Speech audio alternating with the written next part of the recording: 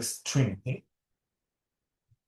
And this is, on one hand, is the way we can look at generalized complex structures is as endomorphisms of this Tn plus T star m, this generalized tangent bundle. Charles Q for the canonical symmetric pairing that we have on Tn plus T star m squared to minus identity, and the Nyhan-House tensor, you write it as the usual Nyhan-House tensor, will vanish. And this is the integrability condition.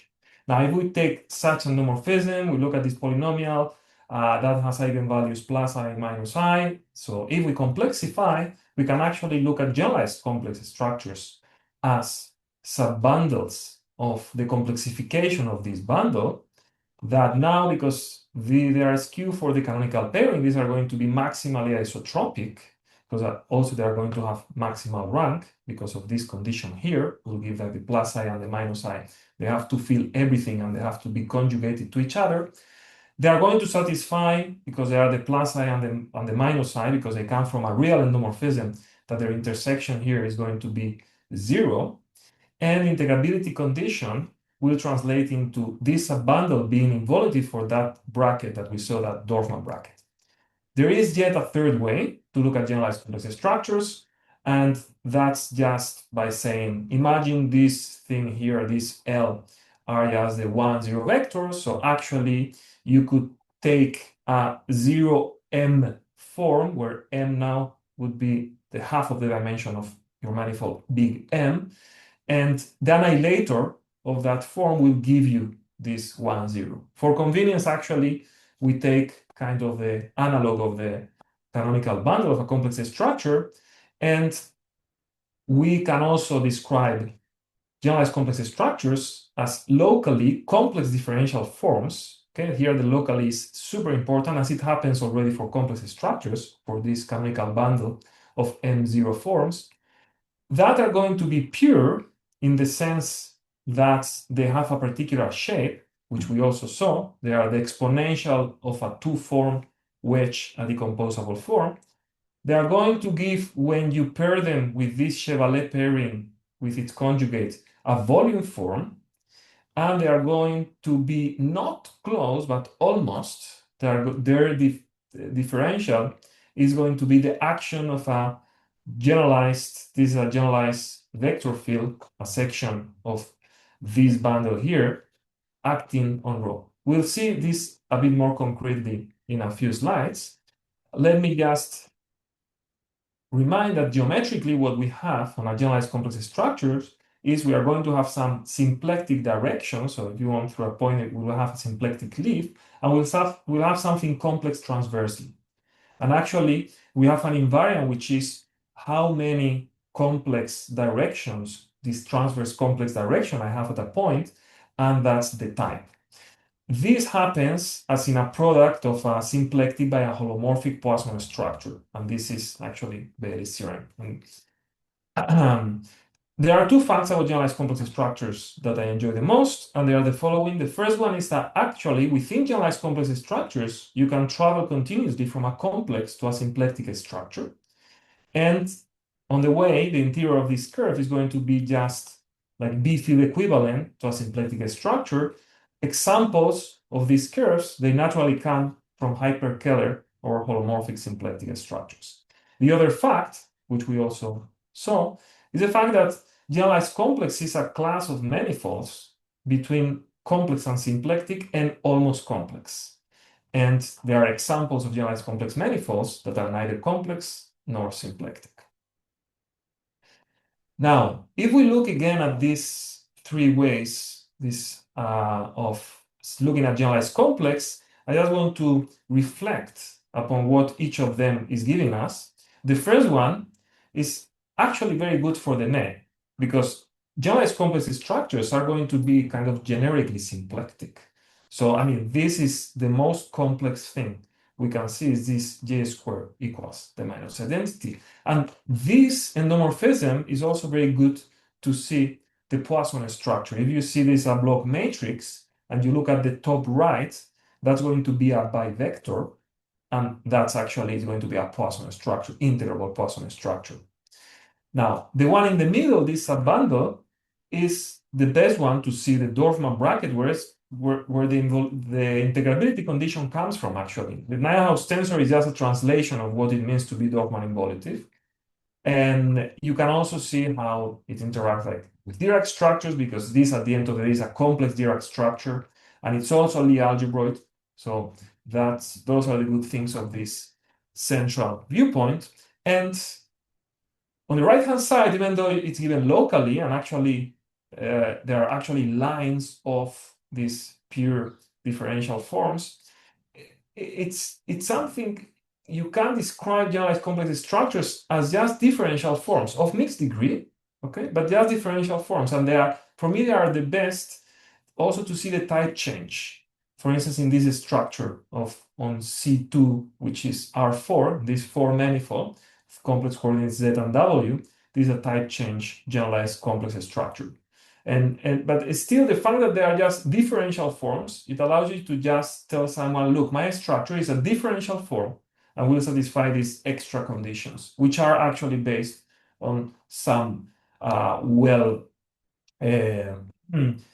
position theory somehow, like it has a very strong background, and as I will recall. Okay, so when I was trying to learn these things, so Hitchin told me, look, the best way to understand would be just to develop yourself something which should be quite similar, which is this thing that David Baraglia, another student of him, suggested. And it was this BK generalized geometry, where you replace the tangent plus cotangent bundles by tangent plus cotangent plus a trivial bundle.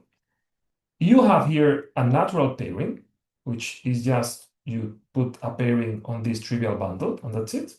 And you have a Dorfman bracket, which looks very similar to the one of generalized complex generalized geometry. And yeah, I took that advice, and that what takes us to part 2 of the talk, which is this Bn generalized geometry. This is what we had in generalized complex geometry. So I'm going to see what happens if we look at Bn generalized complex structures. Okay. What would it mean to look at a Bn generalized complex structure? So it has to be something involving this generalized tangent bundle, the Tn plus 1 plus T star n. So now I'm going to replace in green the things that will change. So first of all, as we had before, 1 will denote this trivial bundle over the manifold. I'm changing here the letter J by F, and there is a reason for that. I'm going to consider an endomorphism, which is going to be skew for the new pairing here. And of course, because this now has odd rank, I won't be able to have J squared equals minus identity.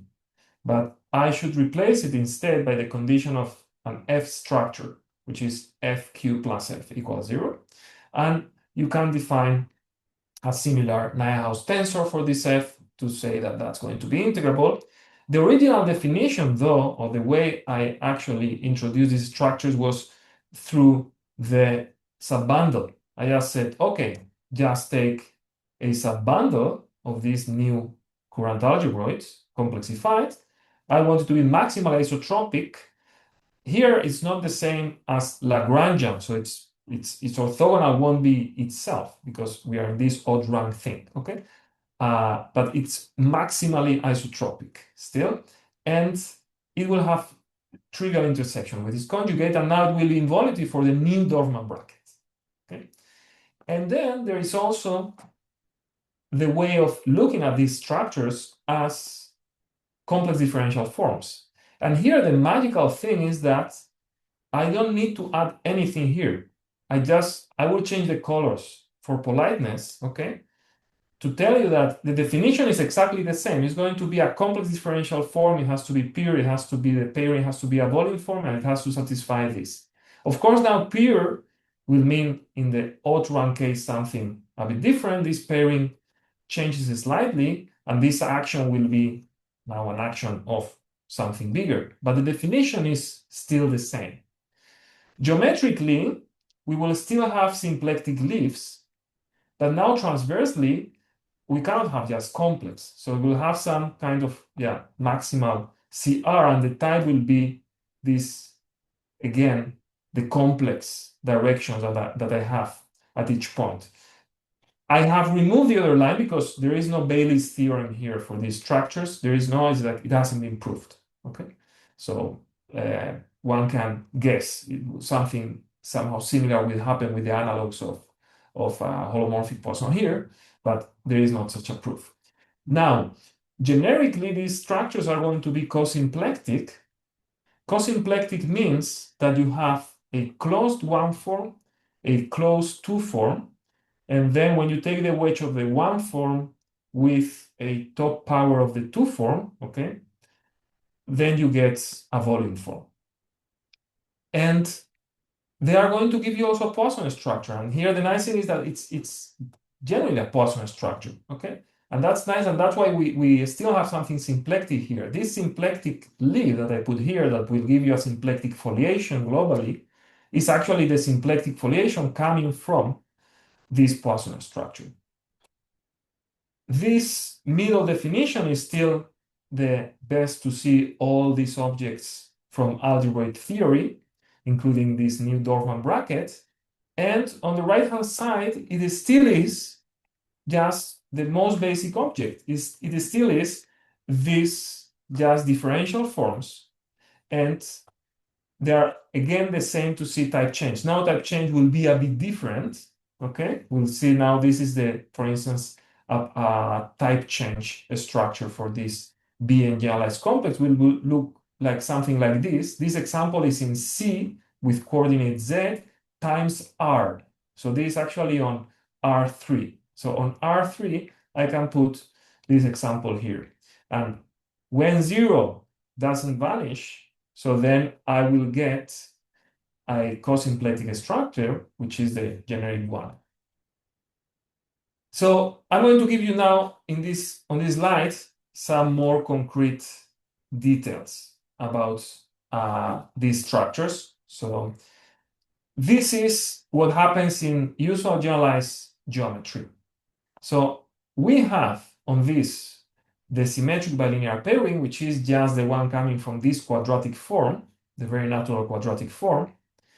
And the key point is that this action here of just an element x plus alpha of Tn plus T star n acting on an element of the exterior algebra, the complexified one, and here also this one I should complexify this x plus alpha, just by contraction and then wedge product, this action, if you act twice, it's actually the same as acting just by this number here. So when you act twice by something and you get the same as acting by this number, that's the same as having a Clifford modulus structure on these forms, okay? And actually, this is essentially the spinor representation of this Clifford module, and that is why we usually refer, and I'm sure I will do later, to these differential forms as spinors. So now I will say what pure spinors are. Pure spinors, in the classical case, are pointwise a multiple of e to the a two form, and here again is convenient to split that complex two form into the real and the imaginary parts, because the imaginary part will carry the information and the real part will be just a symmetry of the theorem. Times, and here this time should be a wedge, some decomposable form. And here I put just the wedge product of R complex one forms. Okay. Now, this meaning of pure, this is just a characterization of what pure means, because actually pure means that its annihilator for this action that we have here has to be maximally isotropic where here on Tn plus T star m, because the annihilator will be the elements x plus alpha such that this action is 0. So we want this to be maximally isotropic, and then Chevalley characterized that these are precisely the elements. And then when looking at intersections, he actually found also defined this Chevalley pairing, okay? Now, this is a Chevalier pairing on spinors. You see, I'm already using the word spinor. Okay, these are just mixed degree differential forms. This still is just linear algebra. Okay, we can do at a point. We can do here. I don't need even to take sections of this bundle. I can do just at a given point. And this pairing will take the transpose of this form here. Okay, and the transpose, as we saw, is just swapping the order. So if I have alpha wedge beta for one form, so it will give me beta wedge alpha. At the end of the day, it will just correspond to multiplying by 1 or minus 1 at each degree, and it's periodical modulo 4. So you just do that transpose, which is changing the signs at different degrees. You do the wedge with the other differential form of mixed degrees. Now you just take the top component, okay? The top component is going to live in a one-dimensional space. So, but still, this pairing doesn't give you a number. It gives you a top form complex, okay? So it's valued here. Of course, if you choose here an element, like you will have a number, but the pairing what gives you is this, but still, this is a one-dimensional vector space. So it actually, what matters to us will be whether this is 0 or not 0. Okay, all this is algebra. And now with the geometric condition comes from a weakening of the condition of a differential form being closed. And this weakening is what we saw before. And now we can see what I concretely meant there, which is this action of one of these generalized vector fields, which is a vector field on a one form, acting on a differential form. Now I do need here this to be a differential form because I'm taking the exterior derivative. Okay, so this will be a section, and I want this condition to be satisfied. Now, this is equivalent exactly to the sections of the annihilator of this element rho to be involutive for some bracket you can define on Tn plus T star n, which is where the annihilator lives. And that bracket is precisely this Dorfman bracket that we saw, and this is the formula. Okay, so now we are going to see what happens when we go to these Bn structures. Now, remember, 1 is a trivial bundle. As we saw before, there is a natural quadratic form on Tn plus 1 plus T star n. It's just, you just take the square of the function here. Now, the key point here, and this is why what I'm telling you, even though it may seem like, it's kind of changing the natural setup. No, it's equally natural, like this thing here is also a Clifford module for both Tn plus T star m and Tn plus 1 plus T star n. Okay, it is, the structure is the same, it's just that it has these two different lives, if you want, okay? But here you change nothing, you just have to define what is this action now of x plus f plus alpha. And here, there is something that you have to do. This tau here is just taking the even part will stay with the same sign, and the odd part, this rho minus, we will change the sign of this odd part. Again, it's one of these maps defined some forms that are actually just the same. I mean, this even modulo 2, not even modulo 4. Yeah. And this is now the spinor representation in this new setup. Okay. So this is both a model for the spinors in the even and the odd case. What are pure spinors in this case? So pure spinors will be, again, the elements here such that its annihilator for this action is going to be maximally isotropic for this pairing here. And these turn out to be the same that we had before, and a few more. And those more are characterized by having this e to the a plus I sigma. So here I'm actually is just e to the power of a 1/4. And you see e to the power of a 2 form, because the 2 form, when you do wedge product, you'll take powers, so it has many terms. This is just 1 plus a plus I sigma, okay? Then you will take the wedge product of this with itself. It's a 1 form, it will just vanish, okay? So this is actually a very simple thing. But here we have some more information in these pure spinors. There is a Chevalley pairing, and the Chevalley pairing, it actually depends on either you are in the even or the odd case now. For M, it will be just the same as you had before with the transpose, or actually with this Clifford conjugation thing, which is also one of these anti-automorphisms with different signs, but it's written in an equally natural way. Now, integrability condition will be the same. Now we are just changing the meaning of what V times means, because now we have that the section will have a function here. So this actually is equivalent to the involutivity for this other Dorfman bracket that we saw written. And here I've written it in a slightly, I think, more intuitive way, which is, before we have Lx of beta, so actually now you have Lx of G plus beta. Before we have the contraction of y with the alpha, so now you can do the contraction of y with d of f plus alpha. And then you only need to add this term here, okay? So in this sense, it's quite intuitive. Now, because this pairing now has signature n plus 1n, this is why this whole thing I'm telling you was called Bn, because the orthogonal group of this pairing is a Lie group of type Bn. Now, in this world of Bn-generalized geometry, we have seen that we have also some one forms, and actually those, when A is a closed one form, they're going to be symmetries of the theory together with the B fields.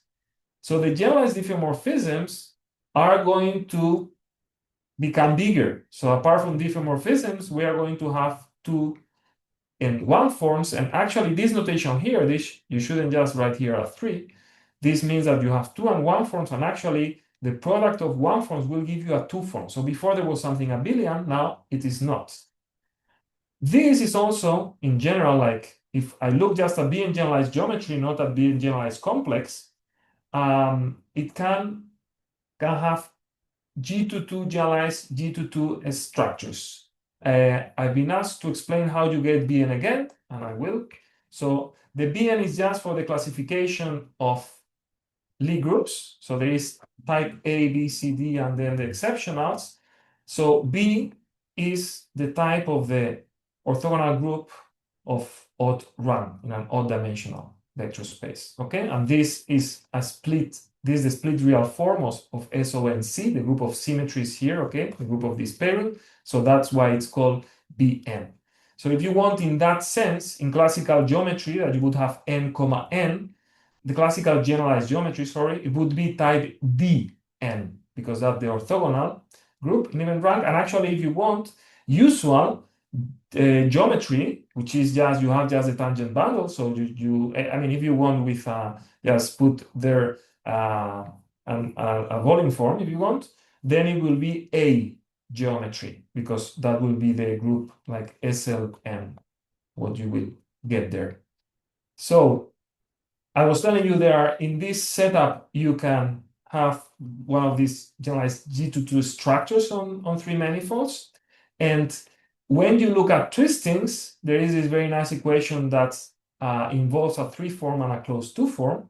And actually, this Bn is a toy model for these strong orthotheoretic current algebroids that I studied together with Mario Garcia Fernandez and Carl Tipler, and were also studied by Valeria Mati. And also there is a metric side with generalized pseudo-Keller Bn that was developed by Cortez and David.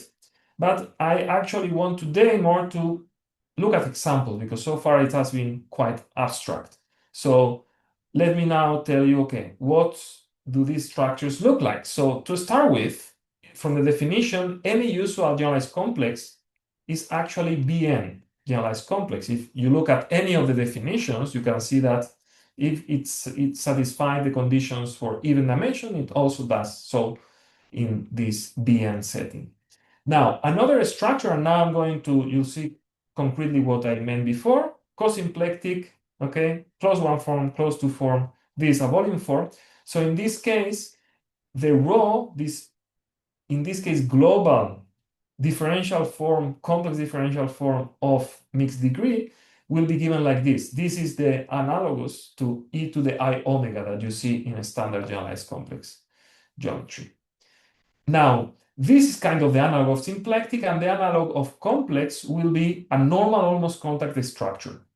These are endomorphisms of the tangent bundle together with a vector field and a one form, and they satisfy this special condition that J squared is minus identity plus the endomorphism you can put here with Y and sigma, and there are several conditions. So there is a way of packing all this information into a spinor, and this one will be local in the same way that the spinor for complex structure is also local, like the M0 form. So actually here you have to also take an M0 form and transform it with this sigma, with this e to the I sigma. You transform the M0 form, which is like the one telling you what's complex here, and then you get this spinor. So this is how it looks. Now, you may ask, where is Y? Because here you have more information. Someone was telling you already Y, and there is a nice thing about these structures is that actually Y is hidden in the integrability condition,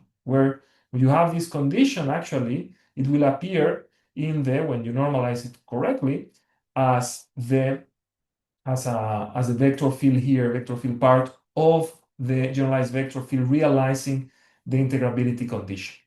These are the two ends of these structures. There are also type change structures, and I put one on C times R before, okay, with these coordinates C, Z, and T. And now I've added lambda and mu.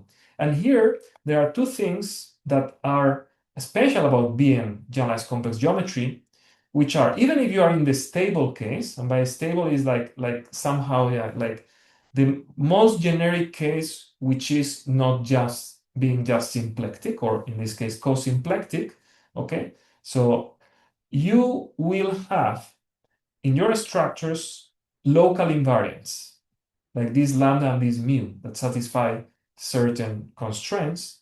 And these are actually related to the topology of the manifold. And also, another nice thing about these Bn-generalized complex structures when you look at type change is that you can have type change already in dimension 2. So you see when I said any usual generalized complex is Bn-generalized complex, but already in B2 generalized complex, as structures, I want to have things that look very different to generalized complex. So I do have more structures. It is, as a class of manifolds, a different story, okay? But the structures are very different. So before I showed this, and I said, okay, this is one of the nice things about generalized complex geometry. And what I'm saying now is that actually, if I look beyond even dimensions, because this only exists for even dimensions, and I go to not almost complex, but almost contact, and I consider cosymplectic and normal almost contact structures, there is a class of manifolds which are these Bn-generalized complex that are containing generalized complex, this cosymplectic, this normal almost contact. And of course, one of the first questions is there something here? And this is a question. Now let me zoom in this part of the story. So this is a question that we first looked at the lowest dimension possible, which is 3 in this case for the almost contact with cosymplectic and max, and that's B3. And this way, with this, I teamed up with Joan Porti, and we gave the first example, which was this connected sum of 3 S2 times S1, which is B3 generalized complex and doesn't admit cosymplectic or normal almost convex structures. Now, Joan Porti is coming from this world of 3 manifolds, and then said, okay, come on, like what if we want a geometric example in the sense of Thurston geometries? Because this wasn't geometric, and that somehow did the trick to prove that it's neither cosymplectic nor nuts. And while looking for that example, we proved something stronger, which is that actually any closed-oriented 3 manifold is going to admit one of these B3 generalized complex structures, which is moreover stable in this sense I hinted. So this makes somehow the theory very different from the, if you want, at least in this dimension, from the generalized complex. So with all these local invariants, and in this case, this very strong result. I mean, of course, difficult to compare because this is dimension 3. And of course, if you compare it to dimension 2, so yeah, generalized complex also, any oriented surface will have a generalized complex structure. So this is how far I got with this Bn, but when I started with this Bn, and now because of the question, you see I told you there is Dn, which is usual generalized complex. There is Bn, which is what I just told you. There is An, which is kind of usual geometry. And I thought, okay, actually, and this was very early on. I had the idea of saying, okay, Cn. Can I ask you one question? Sure. It's a bit naive. I don't know if it makes any sense. But what happens if I take the example of Cavalcanti and Gualtieri, which is dark sum of CP, I don't remember, and I cross it with R? This is almost I mean, does it fit in this? I mean, to start with R, I mean, there are some constructions we want to do on 5 manifolds. Now with Rafael Torres, here we were mostly caring about 3 manifolds. Okay. So that's why, and so in the other one, then one would have to check the top. I mean, you want something compact, so you would do either Or S1, okay. S1 or some kind of bundle. Then you would have to check whether the manifold you are getting admits a cosymplectic or a normal almost contact. Yeah. So, but that's something. Yeah, B5 is coming soon, hopefully. I mean, not in this talk, okay, but here we focused on 3 dimensions. Yeah. Okay, thanks. Okay, so this Cn, which is okay, if Bn was the generalized geometry coming from a pairing of odd rank split signature n plus 1 n, what about Cn? What Cn means is this is symplectic. So that means from a skew-symmetric pairing, it would be to just take Tn plus T star m and replace the symmetric pairing by the skew-symmetric pairing. There were many things changing there because then you don't have like this thing of the Clifford module won't be again a Clifford module, maybe like a Weil algebra thing. So I had some ideas. I kept them in a drawer for 10 years. And then 4 years ago, Filip Moučka wrote me an email. He was students. He has finished his master's and he was interested in these topics. And that certainly was the beginning of what I think is a wonderful mathematical story and is the third and last part of this talk. So, what is the Cn-generalized geometry? So, now we are going to consider Tn plus T star n. And this is the skew-symmetric pairing that I have. Now, before, because the pairing was symmetric, if you look at isotropic, if you look at Lagrangian, you get something skew-symmetric, and that's why you get symplectic structures. Now, because this is skew-symmetric, Lagrangian will now capture symmetry. So that means metrics, for instance.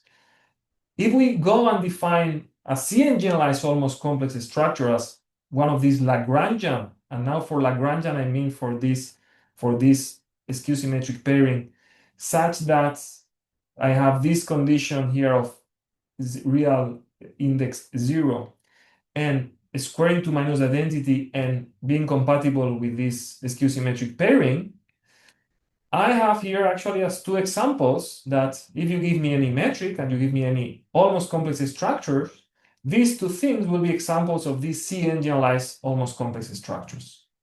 So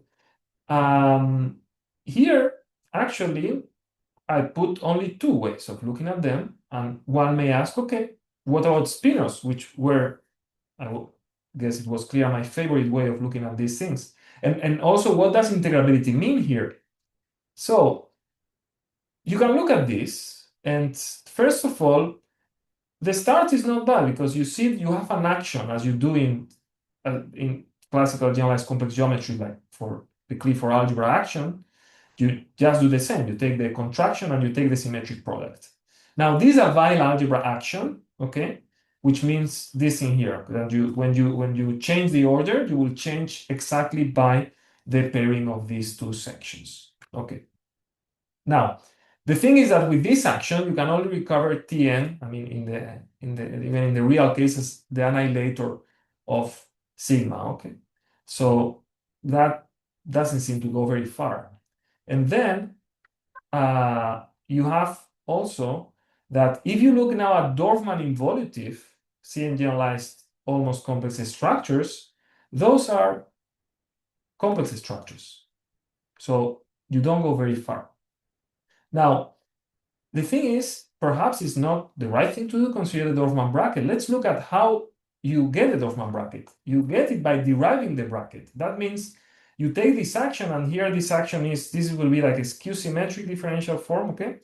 And this is how you will define the Dorfman brackets through these graded commutators with this construction with here the exterior derivative. Now, if we want to derive a bracket in this Cn setup, and now this action will be the action on symmetric forms, okay? D doesn't act on symmetric forms. It only acts on skew-symmetric forms. So first question, is there an analog of D for symmetric forms? And we had to find ourselves somehow, like we develop what we call symmetric Cartan calculus, and we show that actually any of these analogs will be like, if with the most basic conditions that you wanted just to act as D on functions, say, so will be one of these symmetric derivatives of a connection that you can assume to be torsion-free. So the way to think about this is the following. The exterior derivative you can recover if you take any torsion-free connection and you take the skew-symmetric part of what happens when you apply the connection to the skew-symmetric differential form here. So now you define the same, but because you want to go from symmetric to symmetric, you take the symmetric part of that, and okay, you put some coefficient for the, like some constant here, depending on the degree. And this, okay, this is the analog. Now, this analog depends on the connection. You can choose it to be torsion-free, but depends on the connection. So we are going to have to fix a connection if we want to have somehow an analog of the exterior derivative for symmetric differential forms. Now, in this setup, the natural thing is to talk about just commutators, not about graded commutators, because we have derivations, not graded derivations. So it turns out that now, if you do this operation without the gradients, this thing here, which is an endomorphism of these symmetric forms, it will correspond to actually the action by a vector field and a one form. And it turns out that that vector field and that one form, they can be written in the natural objects of this symmetric Cartan calculus coming from this nabla S. So the first one is this symmetric bracket that appear like actually in the, I think, 70s, like in the context of control theory, and this symmetric Lie derivative, which is just defined via the Cartan formula. So in this Cn-generalized geometry, we are going to have this bundle, we are going to have this skew-symmetric pairing, we are going to have this bracket, and we can keep the projection to Tm. Now, what happens in comparison with, say, standard generalized geometry is that now the C fields for symmetric killing two tensors, and killing means that when you apply this nabla S on them, you get 0. So this is the analog of being closed. This will replace the B fields. But much more happens is that now the symmetries are not just diffeomorphisms. They are going to be affine transformations of the connection. And this, the fact that this now, which is much smaller, are the symmetries, that means that there are many things that are not symmetries. So actually Jacobi, as we would understand it in a naive sense from generalized geometry, is not going to be generally satisfied, because it will satisfy somehow for things that are related to the symmetries, okay? What happens, the trick for Jacobi in usual generalized complex geometry is here you have diff, okay? And then you are saved on that. But here you have to be a bit more careful with that. Now, it's a complete change of mindset now, because these brackets, which I put here, this nabla, this bracket S, when actually you are on vector fields, is not the Lie bracket. And so the Lie bracket is what was giving you generally foliations of things, because you will have involutivity. So now, when you have involutivity for this symmetric analog, what you get is geodesically invariant distributions. And these are also a concept coming from control theory. And this also led us to something which is still work in progress, but we are working also in a strong flavor, because in some cases, actually, you do see foliations and you do see like the Jacobi identity, like in a nice form. Okay, but this is somehow a subfamily there, and this is something we are still setting up. Now, again, let's look at examples of how do these things look like. We have two, metrics and these almost complex structures. So what are they when I ask them to be involutive with respect to that bracket? Okay, these were the two examples I had. And integrability will mean that actually this tensor here that I have, this metric that I put here, okay, will have to be, okay, not a non-degenerate killing two tensors. So it's a metric such that nablines of G is 0. So this is somehow the analog of being a closed to form. So it's a metric satisfying this killing condition. And these are precisely related to one of Filip's expertise, relativity.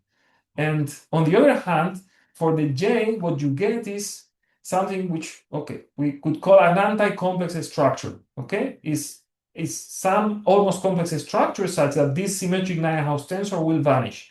These things, okay, even though you say anti-complex, some of them are actually complex, okay? These are related, actually very directly related to one of the classes of Greyer-Vella, when you somehow upgrade this with a metric and you make it into an almost Hermitian structure. And actually anything you take from a nearly Keller structure will be anti-complex as well, okay? So this is the natural notion that appears here. Now, we only have two ways of looking at that. So instead of a trinity, we have more of a yin and yang of Cn-generalized complex structures. So on one hand, we have these endomorphisms that are skew, square into minus identity, and that can write some Nyhan-House tensor. And on the other hand, you have these subbundles Lagrangian for the skew symmetric pairing, real index 0, and also involutive. Now, what do you have there geometrically? So this is a tricky question because we are used to having, in the integrable case, foliations. Okay, so here in general, what you can say is that in the most general case, you will have a distribution which may not be integrable. Okay, because you don't have here the Lie bracket. So in the most general case, you have this distribution, and then you have this non-degenerate killing two tensors, which here I call the killing metric on that distribution. And what will happen transversely will be something of an anti-complex flavor. Okay, I'm not even here claiming something very precise because somehow, if you are over a point, it is precise. Okay, if you are over a point, you have a subspace where you have a metric and then a pseudo-Riemannian metric. You can have any signature and a transversal direction where you have a complex structure. Now, when you go globally, you have two things. First of all, in the highest generality, you have distributions, and also that it's not complex in the usual sense, it's anti-complex. In any case, you have, again, a type, which is how many complex directions you have at each point. Now, this viewpoint here, again, is good for the name of complex because of this condition, because actually, again, these are generically like killing tensors, and they're also good to see something that is underneath them, which is symmetric Poisson structures, which is another theory we developed because of this, and that is related to totally geodesic foliations instead of the symplectic foliations of Poisson geometry. And like instead of having like the dual of a linear Poisson structure is a Lie algebra, so here the dual of a linear symmetric Poisson geometry is connected to Jacobi-Jordan algebra. So this is a very nice link to this other theory. Now, on the right-hand side, we have that's good to see all these structural objects, and also you could even see or define from there some kind of symmetric algebroids, like replacing those Lie algebroids that you see in usual generalized complex geometry. More than the type, we have also something called the signature, and this is the following. If you take the skew-symmetric pairing that is natural and you take your Cn-generalized complex structure and you put it here, what you get here is a non-degenerate symmetric pairing on this bundle. So because now it's symmetric, it has a signature. So this is a real pairing with a signature. So it will give me some signature, PQ, and this is an invariant in the connected components of M. So we assume M connected, and this is an invariant of our structure. And it turns out that actually, if these directions with the metric I told you about, that you have at each point, you have some direction, say, like, or this distribution with this metric, if that metric you have there, this killing two tens or this killing metric, it has signature PQ, the signature of this thing here will be this one here, 2 times type pi plus P, 2 times type plus Q. Now, this, it turns out to be helpful when we try to do something which is, let's look for an example of something that changes type.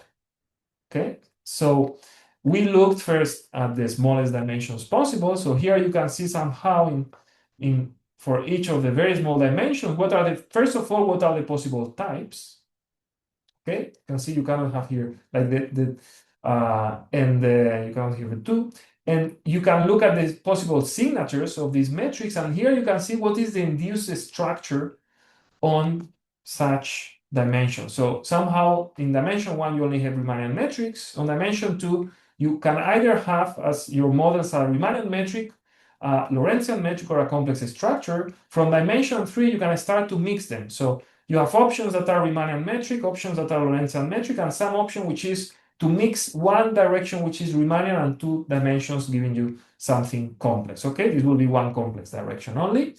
And here, we didn't find examples to pass from 0 to 1. We continue looking, okay? And in dimension 4, in this case, where we have, like, we can have type 0, 1, 2, we actually found an example of a structure that will be anti-complex structure, and actually it's even parallel complex here, okay? This induced structure is like at the linear level, no?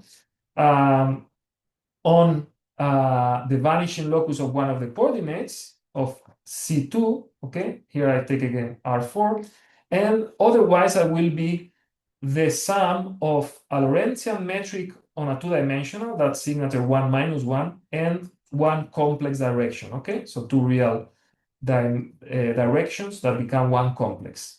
So, and the way to do it is actually to take a complex structure here and deform it with this symmetric bivector, in making sure that the things will stay integrable, and then you will get this type changing example.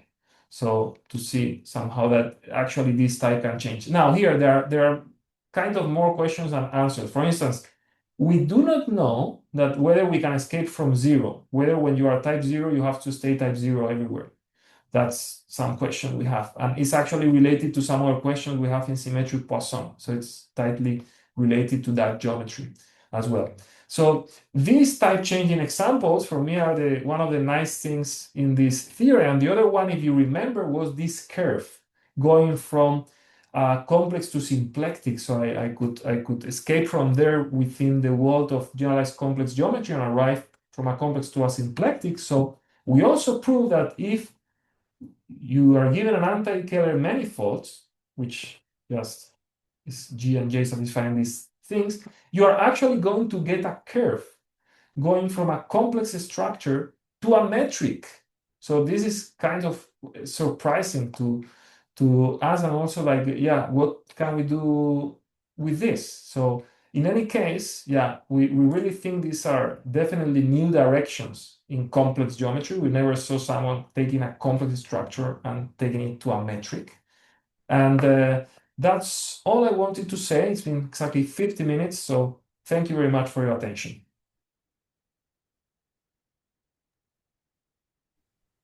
Thank you for your talk. Are there any questions for Roberto? Yeah. Hi, Roberto. Thank you for the talk.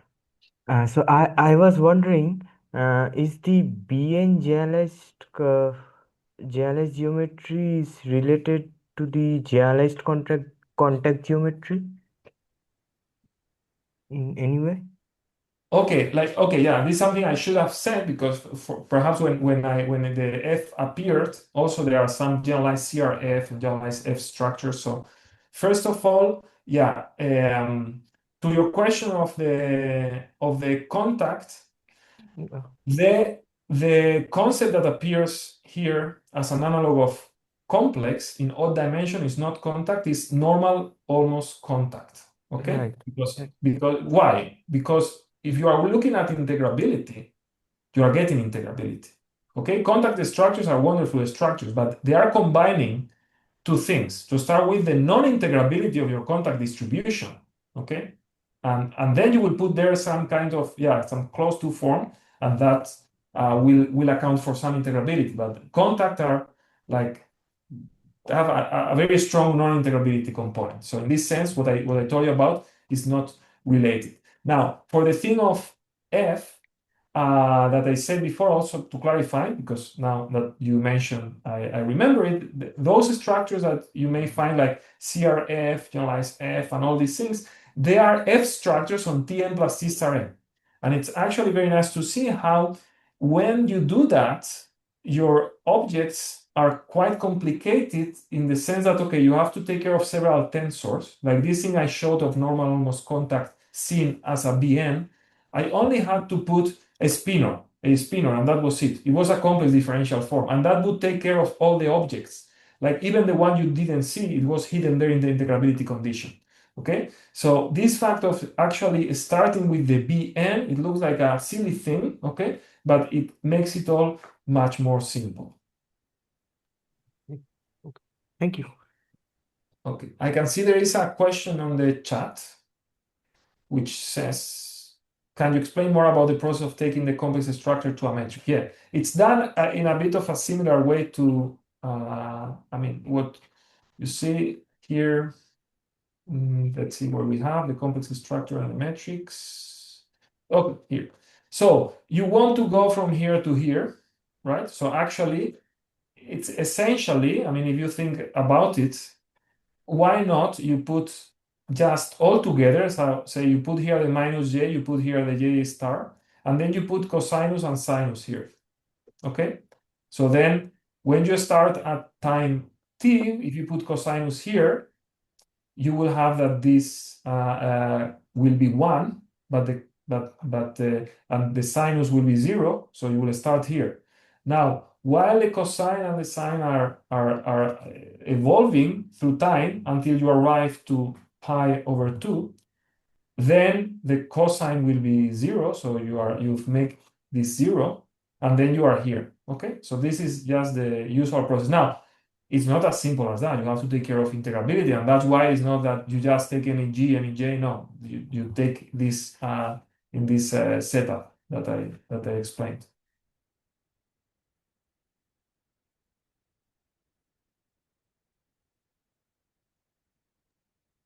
Are there any other questions?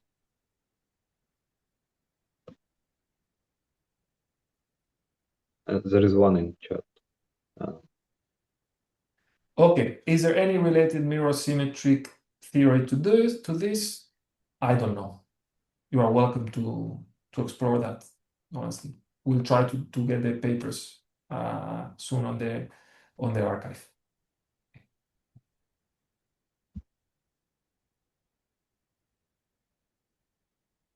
I also have a question. You said that Bn geometry is the name comes from the Lie algebras Bn.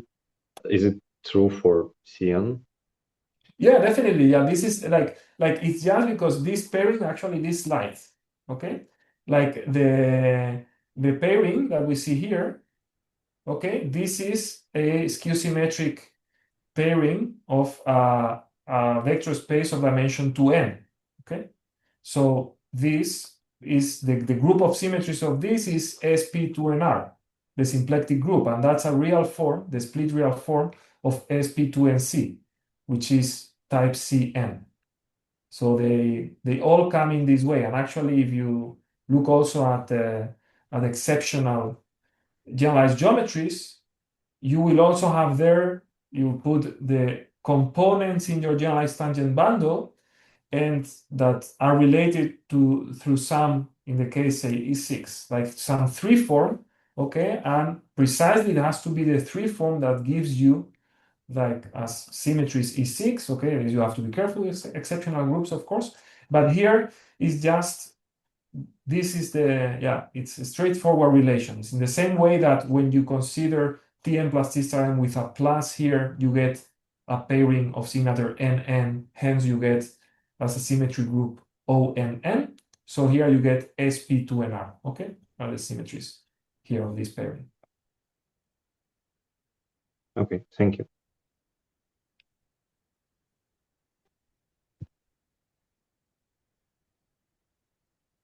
So if there are no more questions, let's thank Roberto again. Thank you for your beautiful talk.